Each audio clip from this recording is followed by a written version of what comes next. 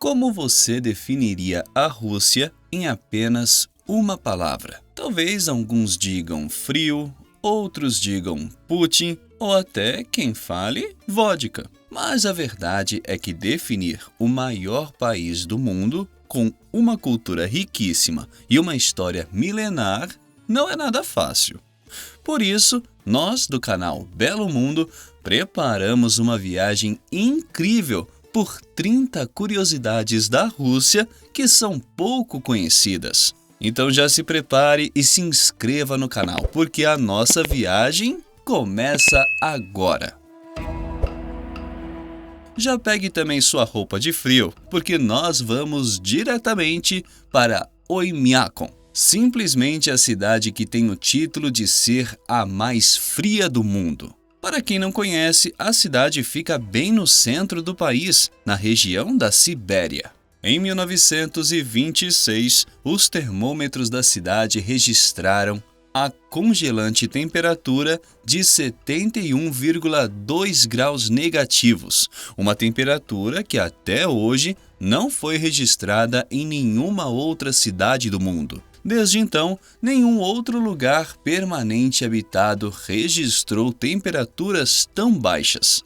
Isso converte Oymyakon na cidade mais fria do planeta e seus quase 500 moradores em verdadeiros heróis. Viver em um lugar assim não é para qualquer um e exige muita coragem e força de vontade. São 9 meses de inverno com temperaturas na casa dos 50 graus negativos. Só de pensar, eu já começo a tremer de frio. Ainda bem que a Rússia é bem grande e tem outras cidades pelo menos um pouco mais quentinhas. De fato, os russos podem se orgulhar de morar no maior país do mundo. São mais de 17 milhões de quilômetros quadrados, o que equivale a aproximadamente 11% da superfície do planeta. Só para comprovar que ela é realmente grande, dentro da Rússia dá para colocar 2 países do tamanho do Brasil, que também é um dos maiores do mundo. A curiosidade é que, mesmo com esse tamanho todo, a Rússia tem uma população menor do que muitos países menores. Os Estados Unidos, por exemplo, que possui um território um pouco maior do que a metade da Rússia, tem o dobro da população. E, com esse tamanho todo, a Rússia é campeã também quando estamos falando de fusos horários. Existem nada mais, nada menos do que 11 horários diferentes no país, o que significa que quando uma parte dos russos está acordado, existem outros que já estão praticamente colocando os pijamas. E olha que a Rússia poderia ser ainda maior do que é hoje, porque até 1866 o Alasca pertencia aos russos. Todo o território do maior estado dos Estados Unidos pertencia ao Reino da Rússia e era chamado de América Russa. Mas os russos já tinham muita terra, ou melhor, muito gelo para se preocupar, e não queriam se preocupar com mais essa região gelada. Por esse motivo, o czar Alexander II decidiu vender o território para os Estados Unidos. Naquela época, o preço foi de 7 milhões e 200 mil dólares, um valor que pode ser considerado uma verdadeira pechincha, principalmente depois que foram descobertas grandes reservas de petróleo na região. Mas no momento da compra, os americanos não ficaram muito felizes e muitos diziam que, mesmo tendo pago barato, haviam comprado apenas uma grande geleira que não serviria para nada. Parece que se equivocaram, e feio. Nessa época, a relação entre Estados Unidos e Rússia aparentemente era bem diferente do que é hoje. Depois que a Rússia foi transformada na União das Repúblicas Socialistas Soviéticas, ou simplesmente União Soviética, russos e americanos se tornaram rivais piores do que cão e gato. Por décadas, os dois países disputavam para mostrar ao mundo quem era o melhor. Mesmo com o fim da Guerra Fria e da União Soviética, a relação jamais voltou a ser o que era. E ainda hoje, Rússia e Estados Unidos continuam com suas desavenças. Se fosse para fazer alguma relação com a nossa vida do dia a dia, eu diria que os dois países são como aqueles vizinhos que ficam competindo para ver quem tem a casa mais bonita, o melhor carro, o cachorro mais bravo e tudo mais. E realmente essa é uma boa analogia, porque embora muita gente não saiba, Rússia e Estados Unidos são vizinhos bem próximos. O território russo está separado do Alasca pelo Estreito de Bering, que tem 83 quilômetros no ponto mais estreito. Mas no meio do estreito existem duas ilhas, uma chamada de Diomedes Maior, que pertence à Rússia, e outra chamada de Diomedes Menor, que pertence aos Estados Unidos. As duas ilhas ficam a apenas 4 quilômetros uma da outra, o que torna Rússia e Estados Unidos vizinhos bem próximos. Durante a Guerra Fria, essa fronteira ficou conhecida como Cortina de Gelo. Se eu tivesse que descrever essa relação, eu diria que Rússia e Estados Unidos estão tão perto geograficamente e muito longe em quase todos os outros aspectos. Uma dessas diferenças é como a cerveja é considerada nos dois países. Enquanto nos Estados Unidos, assim como em praticamente todos os países do mundo, a cerveja é considerada uma bebida alcoólica e só é vendida para maiores de idade. Na Rússia, até bem pouco tempo atrás, a cerveja era considerada um alimento. Na verdade, até 2011, a lei do país só considerava bebida alcoólica aquelas bebidas com teor alcoólico acima dos 10%. Tudo que ficasse abaixo desse percentual era considerado um alimento e, portanto, vendido a qualquer um e sem nenhuma restrição. Mas isso hoje é só mais uma das muitas curiosidades sobre o passado da Rússia, já que o governo decidiu mudar a classificação em 2011 como uma forma de tentar combater o alcoolismo, que é um dos grandes problemas da Rússia. O problema é tão sério que o consumo de bebidas alcoólicas é apontado como um dos fatores que fazem com que a Rússia tenha cerca de 11 milhões de mulheres a mais do que homens. Se você não está encontrando a relação entre bebedeiras e ter mulher sobrando, eu já te explico. Na Rússia, em média, as mulheres vivem cerca de 74 anos, enquanto os homens vivem apenas 66. Uma das causas dessa diferença é justamente a quantidade de bebidas que os russos tomam. Além de guerras, acidentes de trânsito e problemas do coração, que já deixam um monte de mulher sobrando no país, uma parte dos homens da Rússia ainda dão aquela forcinha para o desequilíbrio. Um estudo realizado com mais de 150 mil homens e publicado pelo jornal britânico The Guardian apontou que para os que bebem vodka frequentemente, o risco de morrer antes dos 55 aumenta cerca de 35%. Os que ficam vivos devem agradecer, porque morar em um país com 11 milhões de russas a mais do que russos não deve ser nada ruim. Mas se você está pensando que são somente os homens russos que possuem um vício preocupante, espera só até eu te mostrar o que acontece com alguns ursos da Rússia. Por mais absurdo que possa parecer, na Rússia, os ursos da reserva de Kronotsky são viciados em cheirar querosene. Na realidade, eles estão viciados em cheirar combustível de avião e gasolina. O problema começou quando os ursos descobriram os galões que guardavam os combustíveis utilizados pelos funcionários da reserva para abastecer os helicópteros e geradores. Há alguns anos, um fotógrafo passou uma temporada na reserva e registrou como os animais brincavam com os galões e cheiravam o combustível antes de caírem alucinados para trás. E para fechar com chave de ouro esse assunto e também para os russos não brigarem comigo, deixa eu contar qual é a bebida mais consumida no país. Já te adianto que não é a vodka e que você vai se surpreender. Embora a fama mundial de bebedor de chá pertença aos ingleses, os russos não fazem feio. Na média, cada pessoa bebe algo entre 5 e 10 chás por dia. E o sabor preferido é o chá preto adoçado com açúcar. Porém, esse hábito está mudando aos poucos e hoje o chá verde, ou mesmo o preto sem açúcar, está ganhando cada vez mais consumidores. O hábito de beber chá está totalmente ligado com o clima do país. Acho que você concorda comigo que nada melhor do que um chá bem quente para espantar o frio terrível da Rússia. Além do chá, é preciso muita criatividade para vencer as temperaturas baixas e ainda encontrar uma forma de se divertir. Mas os russos são mestres nisso e criaram formas de passar o tempo. Uma delas é jogando xadrez, um esporte onde o país sempre teve grandes competidores. Mas também existem aqueles mais radicais, como o hóquei no gelo e o golfe com helicóptero. Não, você não ouviu errado.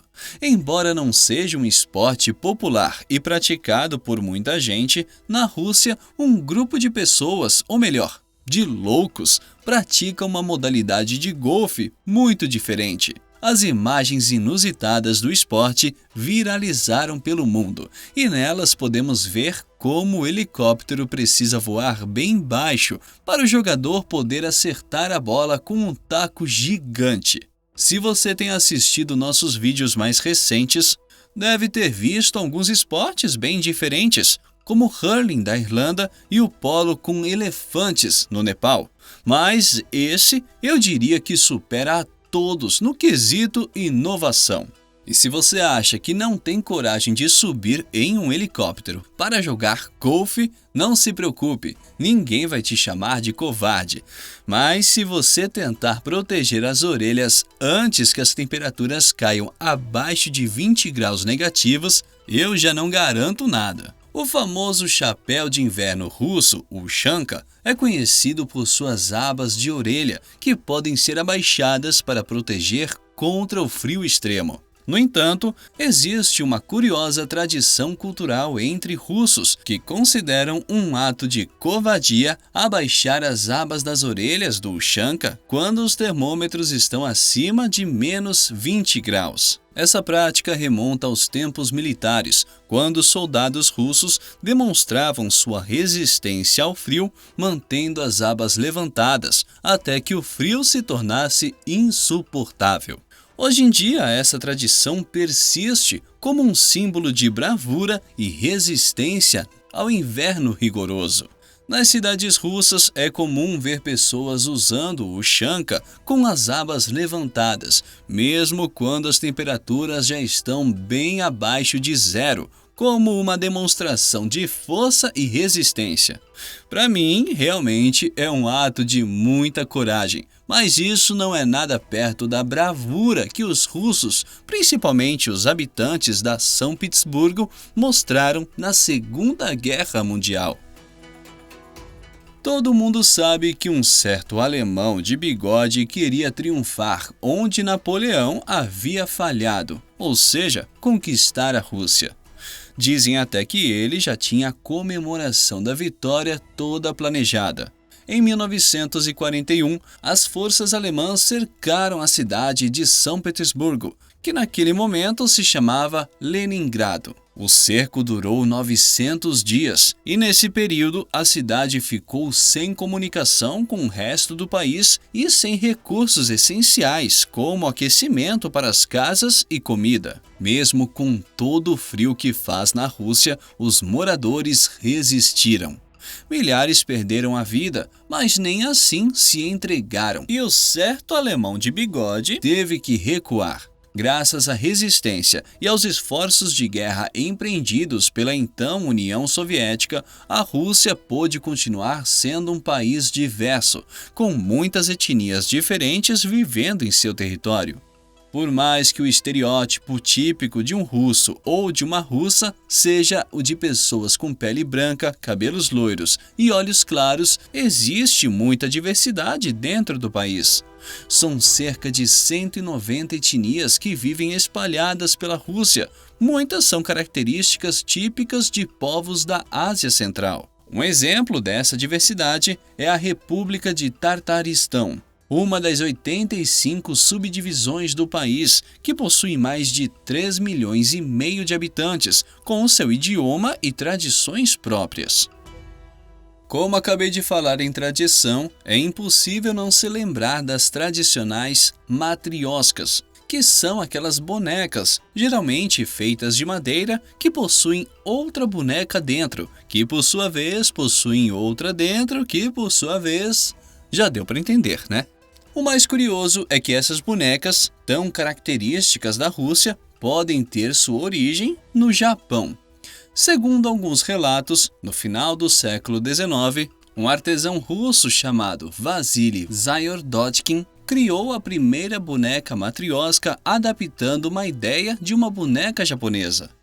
Mas não era uma simples cópia. Com a ajuda do pintor Sergei Malutin, ele criou a primeira boneca com elementos típicos da Rússia. A primeira criação era a representação de uma típica camponesa russa, com um lenço na cabeça e segurando um galo.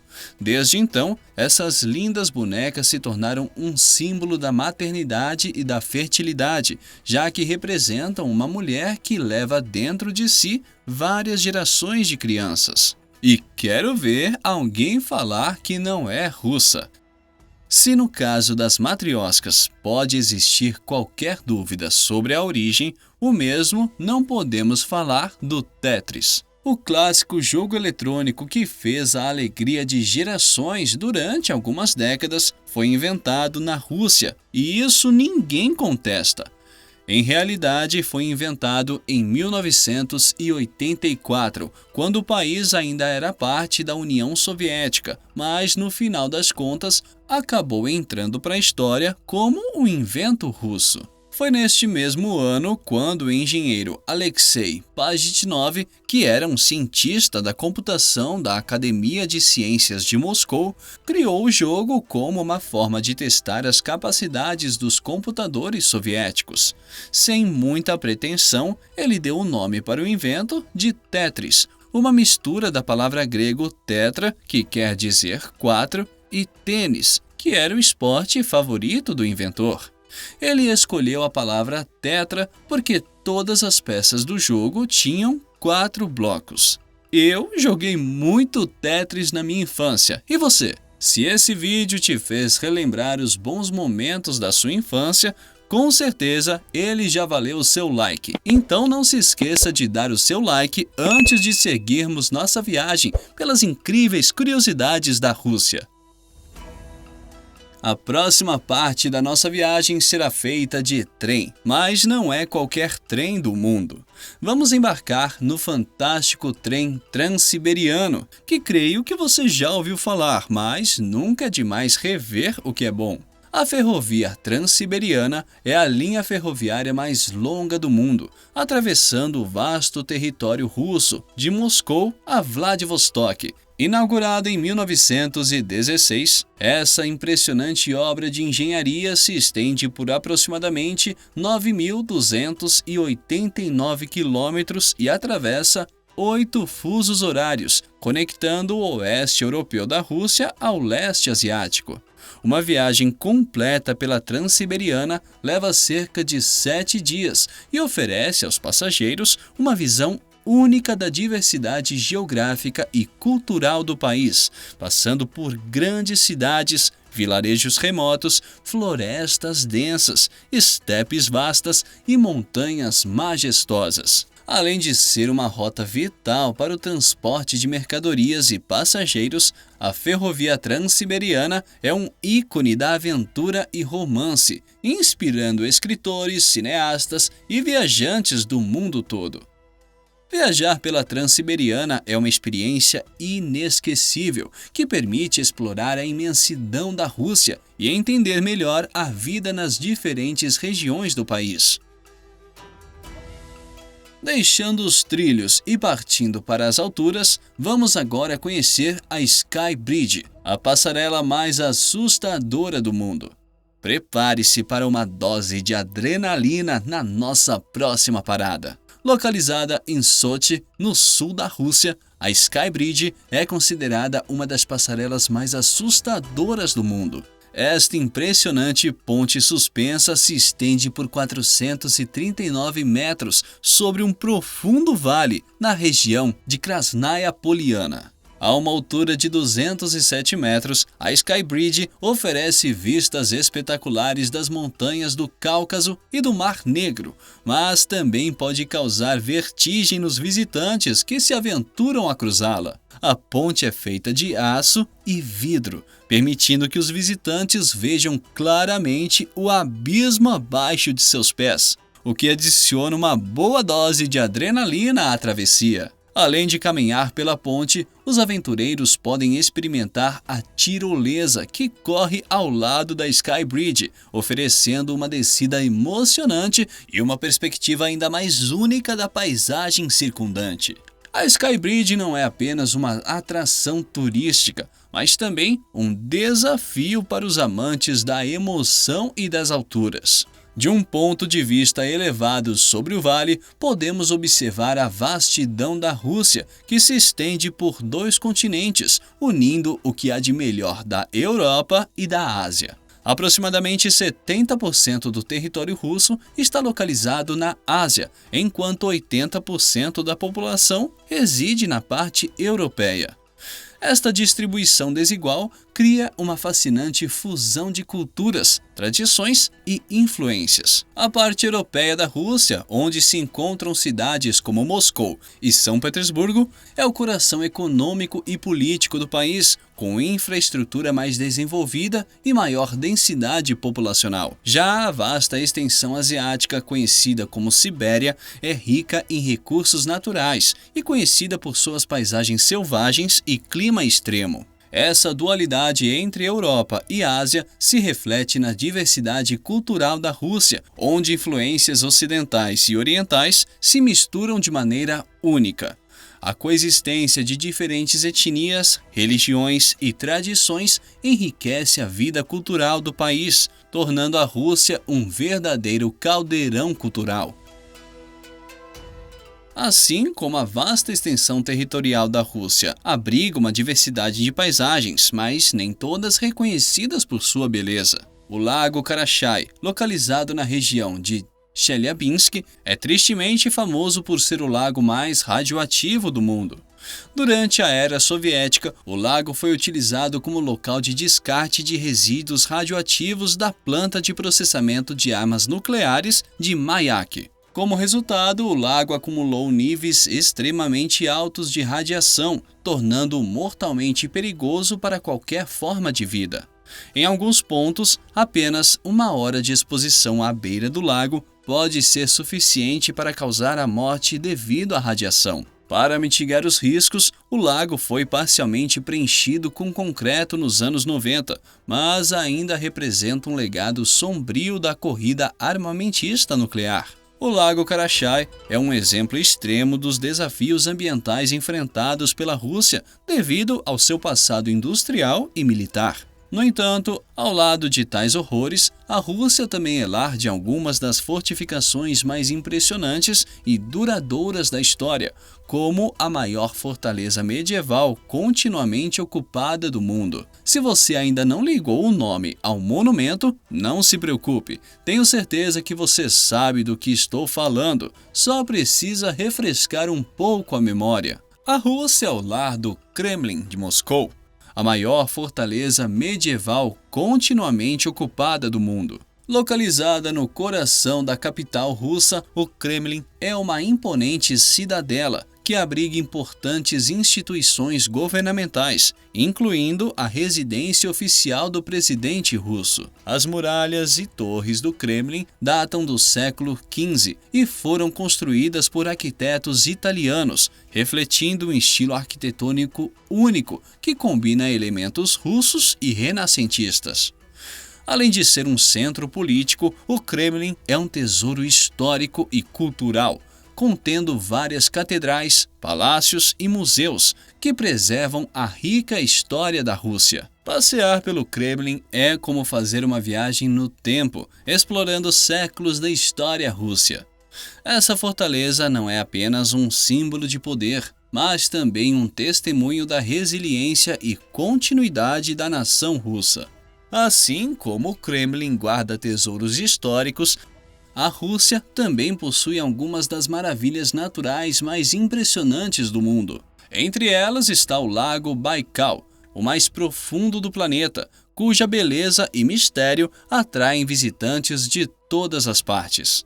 Ele está situado na região da Sibéria e é considerado o lago mais profundo do mundo, atingindo uma profundidade máxima de 1.642 metros. Além de sua profundidade impressionante, o Baikal também é o lago mais antigo do planeta, com cerca de 25 milhões de anos. Este corpo de água cristalina contém aproximadamente 20% de toda a água doce não congelada do mundo, sendo um verdadeiro tesouro natural. O lago é famoso por sua biodiversidade única, abrigando milhares de espécies de plantas e animais, muitos dos quais não podem ser encontrados em nenhum outro lugar. Entre essas espécies está o nerpa, a única foca de água doce do mundo.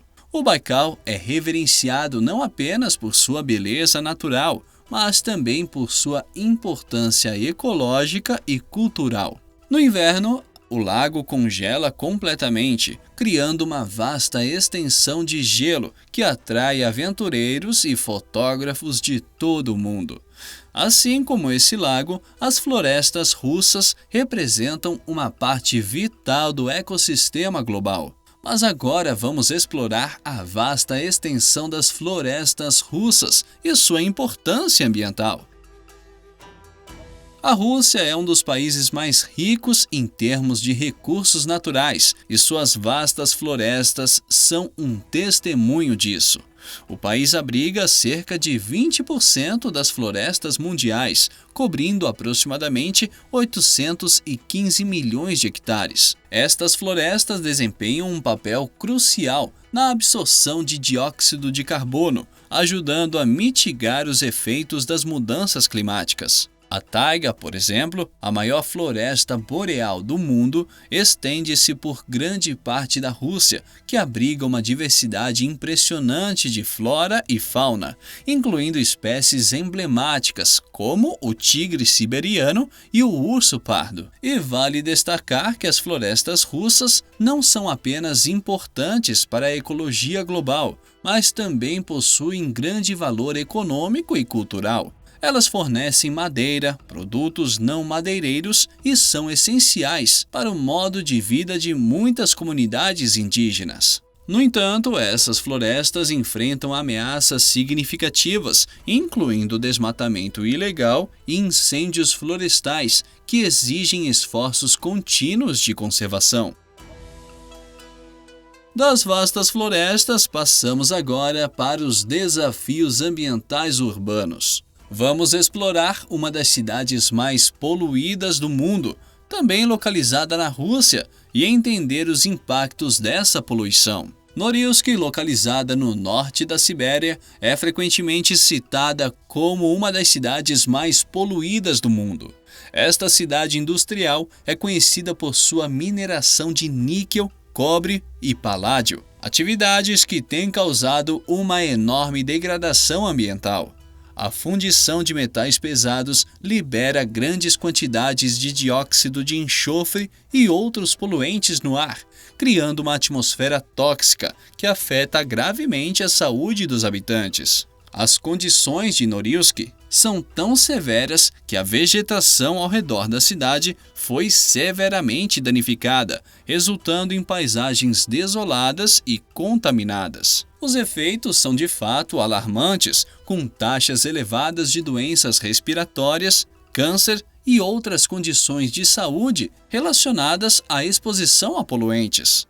A cidade está praticamente isolada do resto do país, acessível apenas por via aérea ou fluvial, o que torna as condições de vida ainda mais desafiadoras para os residentes. Eu não recomendo. Mas se você quiser dar um pulo em Norilsk, você pode. O mesmo não vale para todas as cidades da Rússia, já que algumas são secretas e nem mesmo os próprios russos podem visitá-las sem autorização. Durante a era soviética, a Rússia estabeleceu várias cidades fechadas ou cidades secretas, que eram desconhecidas para o público e não apareciam em nenhum mapa oficial. Estas cidades eram frequentemente centros de pesquisa militar, desenvolvimento de armas nucleares ou outras atividades sensíveis. Um exemplo famoso é a cidade de Zelezhnogorsk, criada para produzir plutônio para armas nucleares. Até hoje, muitas dessas cidades continuam a operar sob estritas medidas de segurança e permanecem inacessíveis para a maioria dos cidadãos russos e estrangeiros. Os residentes dessas cidades tinham acesso a benefícios especiais, como melhores condições de vida e maior acesso a bens e serviços, em troca de sua cooperação e sigilo. Mesmo após o colapso da União Soviética, algumas dessas cidades mantiveram seu status secreto devido à importância estratégica de suas atividades. A cultura de sigilo e isolamento que cercava essas cidades contribui para um ar de mistério que persiste até hoje. A Rússia realmente tem muitos enigmas, mas, por outro lado, a química se tornou menos misteriosa depois que um cientista russo apresentou o resultado de anos de estudo. A tabela periódica dos elementos, uma das ferramentas mais fundamentais da química, foi criada pelo cientista russo Dmitry Mendeleev em 1869. Mendeleev organizou os elementos conhecidos de acordo com suas propriedades químicas e físicas, deixando espaços em branco para elementos que ainda não haviam sido descobertos. Sua previsão de que novos elementos seriam encontrados e se encaixariam perfeitamente em sua tabela mostrou uma notável visão científica. A tabela periódica de Mendeleev não apenas facilitou a compreensão da química, mas também revolucionou a forma como os cientistas viam a estrutura da matéria. A contribuição do cientista para a ciência é imensa e continua a influenciar o estudo da química até hoje. Em reconhecimento ao seu trabalho, o elemento de número 101 foi nomeado Mendeleevium em sua homenagem. A tabela periódica é um testemunho duradouro da capacidade de Mendeleev de ver padrões onde outros viam apenas caos. O que falta é uma tabela periódica geográfica para organizar e facilitar o estudo dos países que a Rússia faz fronteira. Não é nada fácil guardar os nomes de tantos países. A Rússia detém o título de país com maior número de fronteiras terrestres no mundo, compartilhando limites com 16 países diferentes. Esses países incluem Noruega, Finlândia, Estônia, Letônia, Lituânia, Polônia, Belarus, Ucrânia, Geórgia, Azerbaijão, Cazaquistão, China, Mongólia, Coreia do Norte e os estados não reconhecidos de Abcásia e Ossétia do Sul. Essa extensa rede de fronteiras reflete a vastidão do território russo e a diversidade geopolítica da região. Cada fronteira traz suas próprias complexidades políticas, culturais e econômicas. A Rússia administra uma série de tratados e acordos com esses países para regular o comércio, a segurança e outros aspectos das relações bilaterais. A diversidade de vizinhos também contribui para a rica tapeçaria cultural da Rússia, influenciada por uma variedade de culturas e tradições ao longo de suas fronteiras. E se você reparou bem, eu citei a Polônia e a Lituânia entre os países que fazem fronteira com a Rússia. Porém, em uma primeira vista no mapa, aparentemente esses países não são vizinhos da Rússia. Mas, olhando mais de perto e com atenção, podemos encontrar o enclave de Kaliningrado. Kaliningrado é um enclave russo situado entre a Polônia e a Lituânia, separado do território principal da Rússia. Esta região tem uma história rica e complexa, tendo sido parte da Prússia e conhecida como Königsberg até o final da Segunda Guerra Mundial, quando foi anexada pela União Soviética. Kaliningrado desempenha um papel estratégico vital para a Rússia devido à sua localização no Mar Báltico, proporcionando ao país acesso às águas navegáveis durante todo o ano sem o problema de portos congelados. A cidade é famosa por sua arquitetura histórica, incluindo a Catedral de Königsberg, por ser o local de nascimento do famoso filósofo Immanuel Kant.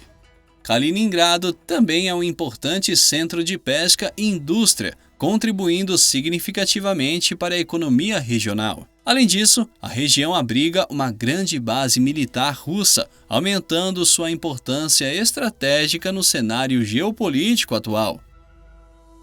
De Kaliningrado, vamos voltar para a extensa Rússia e conhecer uma tradição curiosa que pode te salvar de um belo mal-entendido, caso algum dia decida presentear algum russo ou russa com flores. Na Rússia, existe uma tradição única relacionada ao ato de presentear flores. As flores devem sempre ser oferecidas em números ímpares.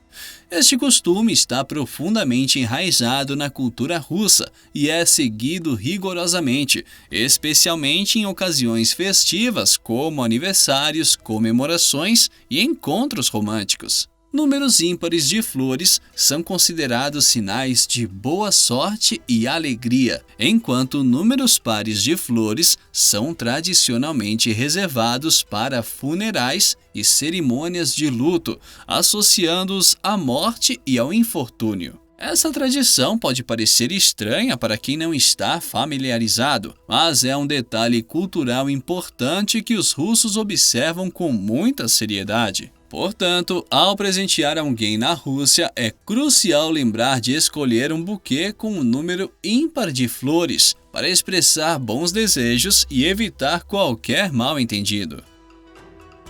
Se você conseguiu agradar com as flores, que tal dar um passo a mais e convidar esse par romântico para um passeio? Se quiser causar uma boa impressão, uma boa dica é ir a um dos museus mais famosos da Rússia, mas não se surpreenda com os funcionários que existem por lá. No mundialmente famoso Museu Hermitage de São Petersburgo, os gatos desempenham um papel especial na proteção das valiosas coleções de arte. Essa tradição começou no século XVIII, quando a imperatriz Isabel I decretou que gatos fossem trazidos para o palácio para combater a infestação de ratos.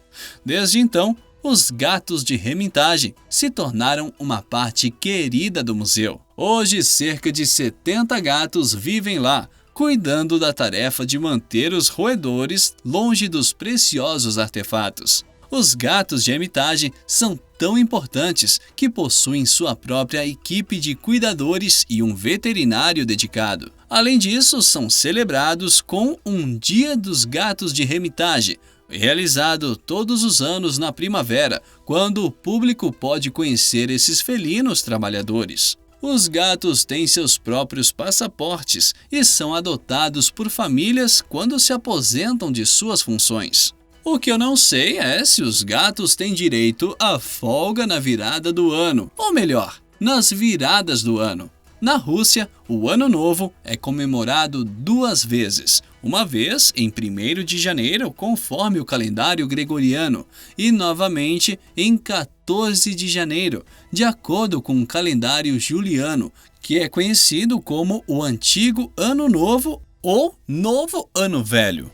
Essa tradição tem suas raízes na reforma do calendário realizada por Pedro o Grande no século XVIII, quando a Rússia adotou o calendário ocidental, mas muitas tradições populares e eclesiásticas continuaram a seguir o calendário antigo. A celebração do antigo Ano Novo é uma ocasião mais descontraída em comparação com o evento principal de 1º de janeiro.